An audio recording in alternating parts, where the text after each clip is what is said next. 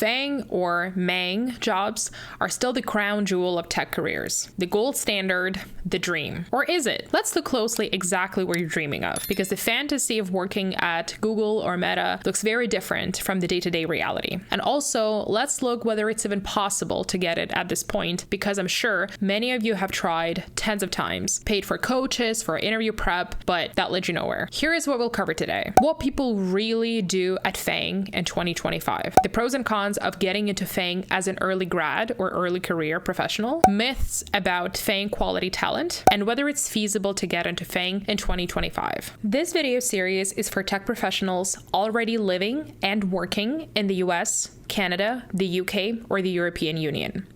If you're based outside these regions or in an outsourcing heavy market, the data in this video will not apply to your situation. I do not cover immigration, international job hunting, or topics like how to break into tech without a college degree. If that's what you're here for, this probably isn't the right channel, and that's okay. But if you are operating within these markets, keep watching. There's a lot ahead for various seniority levels and career tracks in tech. Starting with what people really do at FAANG.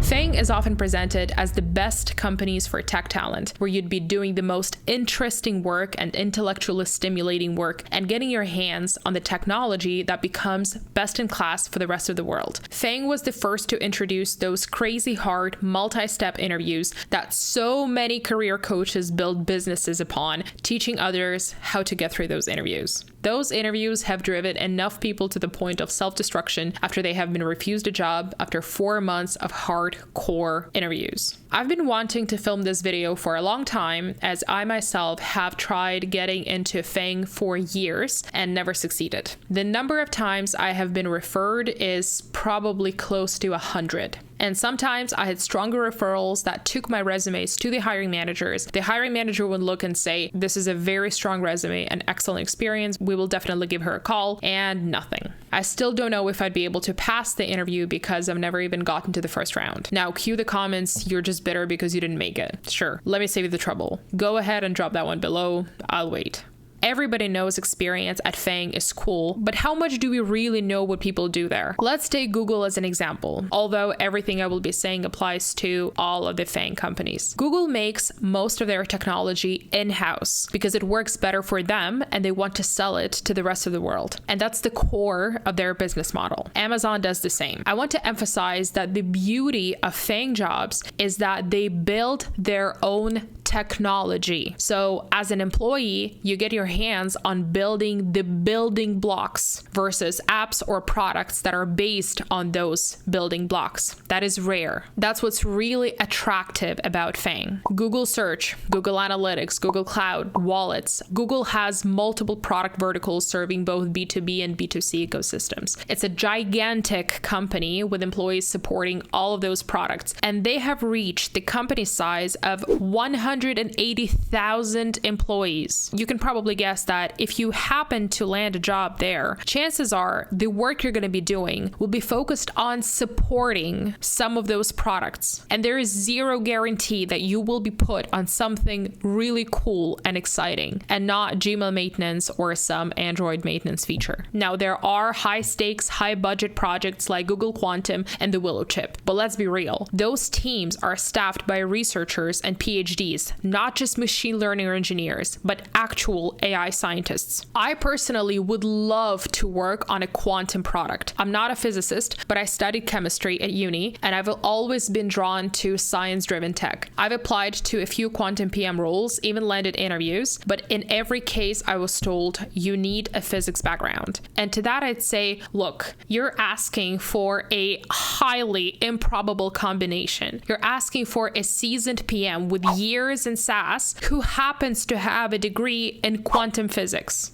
I am close. I've got the experience, and I studied chemistry, which isn't physics, but it's not too far. And I'm more than willing to learn the basics of quantum physics if it's required for the job because I really like that stuff. Still a no. Why am I saying all of this? Because when you see that somebody works at FAANG, don't be like, oh my god, they must be a genius. They're not the scrappy labs they used to be in 2000s or 2010s. And while they absolutely built some of the world's most powerful infrastructure, the reality is many roles focus on maintaining and scaling existing systems, not launching the next moonshot. That doesn't make the work easy, but it's often incremental, boring, and low impact. And let's be honest, nobody wants to admit that they spend their days tuning dashboards or triaging permission bugs in Gmail. With a logo like that on the resume, the expectation is that you're changing the world, so the ego plays a huge role too. Now, onto the pros and cons of getting into FAANG as an early grad.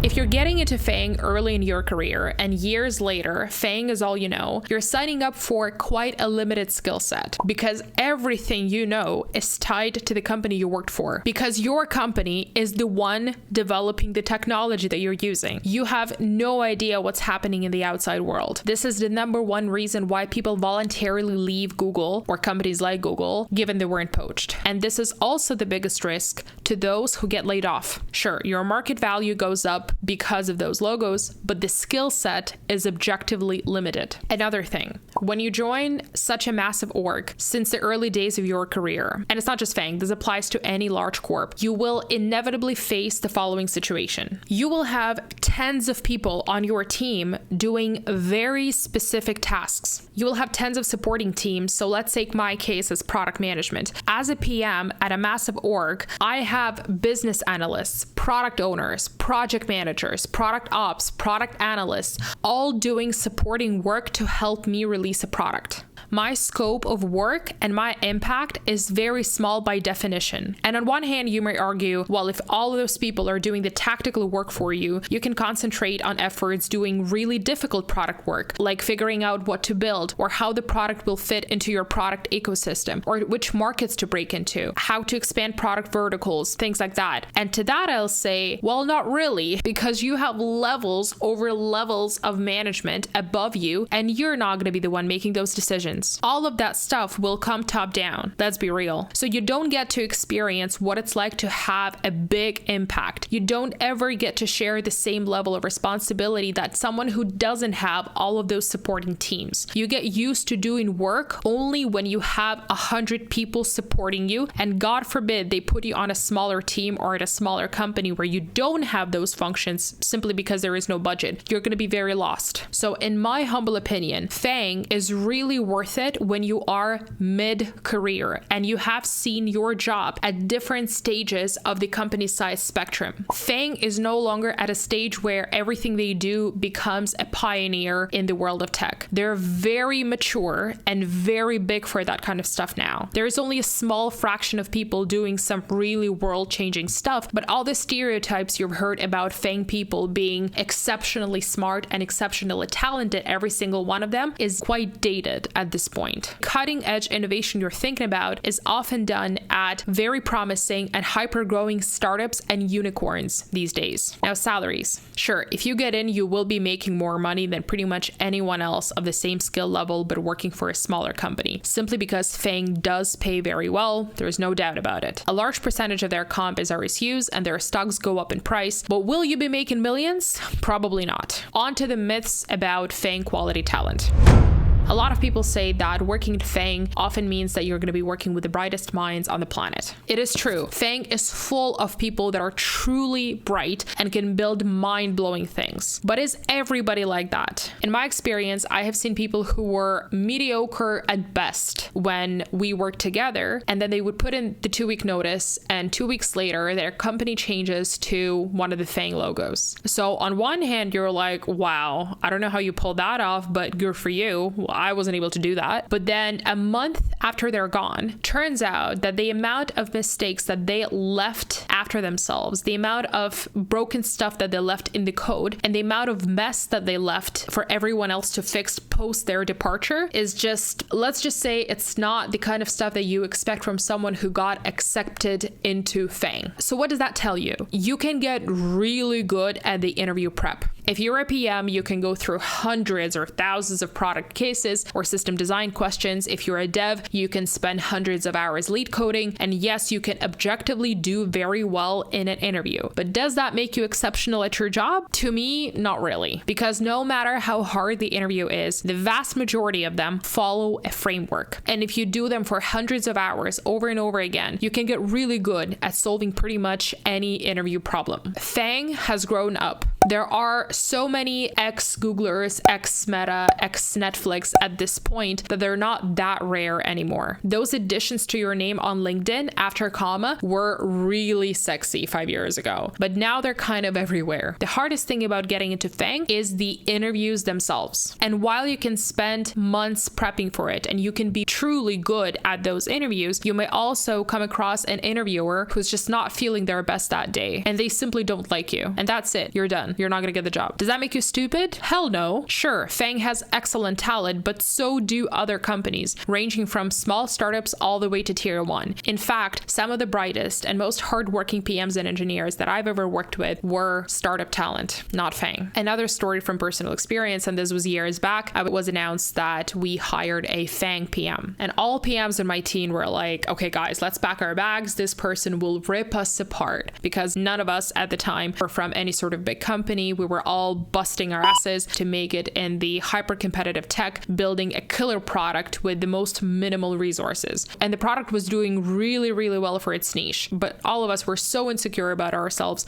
with this new person coming in. So long story short, they couldn't write a single technical ticket without assistance. They had no idea how to do market research or competitive research. They had no idea how to deal with engineering. They had no idea how to guide a designer. They were the nicest person, but all of their prior experience was Google, Meta, Pinterest, Twitter, and Microsoft. And they always had tens of supporting people doing this work for them. Another thing that became really obvious after the layoffs, when the talent pool became so big and directors, even at smaller companies, now have a choice between multiple candidates, many of them coming from Fang, what they often notice and what I've seen on various Slack channels and even on Reddit is that they say how when they start interviewing people who come from Fang and whose entire careers will build at Fang, how they often do a lot worse during interviews than someone who comes from a startup environment. Not on these standard questions, how do you build a new product for YouTube kind of question, but when you ask very real, practical questions about the product work that happens on a daily basis. Startup and scale-up PMs often outperform Fang. Now, is it feasible to get into Fang if you're not coming from a tier 1 logo?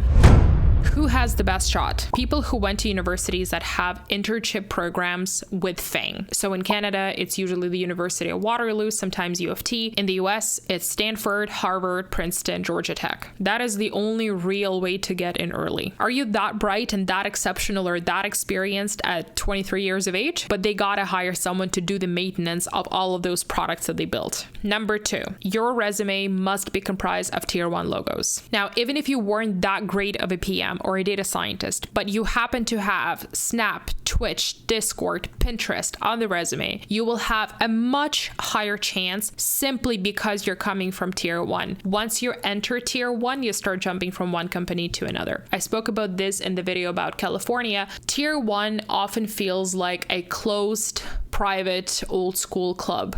You gotta get in to start making those moves. Sometimes you're in because you're really good. Sometimes you're in because you were lucky to be in the right place at the right time around the right people. Number 3, you have a very niche expertise in a very specific subject, for example, quantum physics and quantum product development. There simply isn't many people on the planet who can demonstrate success in that discipline. And they would be looking at your academic research publications, at the grants you've won, at all of the academia achievements that you have shown throughout your career. Now, cold applying to Fang without a referral has less than 0.5% chance of being opened. But even if you have a referral, like I told you, I had plenty of referrals. I have referrals who would quite literally take my resume and put it on the director's desk. That's still a very low chance. When it comes to Fang, you either wait to be headhunted or you gotta have connections on very senior levels that have hiring power. But like I said, Fang is no longer what it used to be 20 years ago. Now it's a massive bureaucratic machine. And I have personally spoken to people who are at very senior levels and can refer and can interview you if they know you personally, but they would often admit that, listen, I have 200 candidates that are internal that I must interview before you. We can have beers, we can have a great chat. I know you're a great person, but I must interview the following 200 people who have applied internally. The company will not let me hire you, no matter how good you are. That is the reality of Fang. So even with referrals, nothing is guaranteed. I made a very detailed video talking about how exactly referrals work at big companies. It's a little long, but I was trying to be as detailed as possible. Now, who should not expect miracles? Even if you are objectively very skilled, but your resume is made up of small logos, not gonna happen. No matter how good you are, the chances of you making it are not existent. If you live outside a country where Fang has offices. Now, despite the fact that Fang definitely has budgets for relocation, they've done it a lot and they do it frequently, it is very hard to get noticed by them. You either have to be headhunted or you have to be noticed by the people who have the hiring power for your line of work. And that visibility typically comes to you if you're either building something that gets a lot of attention at unicorns or tier 1 companies, or you work at a very promising startup that is being sold to a bigger company and the deal gets a lot of attention on media. And you gotta be realistic. Anyone can apply. Hundreds of thousands of people submit their resumes on the website. Hundreds of thousands already have tier 1 and tier 2 logos on the resume. You cannot be expecting miracles even by sending hundreds of applications. You have to look for the unfair advantage. And oftentimes it comes to you through your geographic location. As I said before, I have been working hard for years. I have never chased titles over experiences. For years, I would pick up jobs at the companies where I knew I would have to work around the clock to get that product off the ground because I thought, well, if I can do that, I'd be unbeatable as a PM and Fang will all of a sudden want me because, well, that kind of skill set is hard to beat. And in my 9 years of tech, I've been grinding like a maniac to have top-notch experience and top-notch education and top-notch professional training. I've invested so much of my time and money into it, but what I did not do early on is I did not invest in the right network and in the right location. Because I did not chase the logos, it probably made me a strong PM because I have been through some very rough scale-up experiences, but pivoting my resume from a scale-up PM to at least a tier 2 company level PM was very difficult. And all of that happened while I watched some of my university classmates, the right contacts and land internships at tier 1, and then 2 years later, they're a PM at Meta. And I'd be looking like, how did that happen? To land a job like that? And the answer is simple. For some, it's a combination of the right contacts, efforts invested in the interview prep, not mastering the craft. All I want to say is that if you blew that interview, or if you're like me and never even got a chance at an interview, it's not because you're not good enough. The world doesn't end at Fang, and you can land much better compensations at promising scale-ups. I hope this was helpful. I would love to hear your thoughts and feedback, and we'll see you next time. Bye.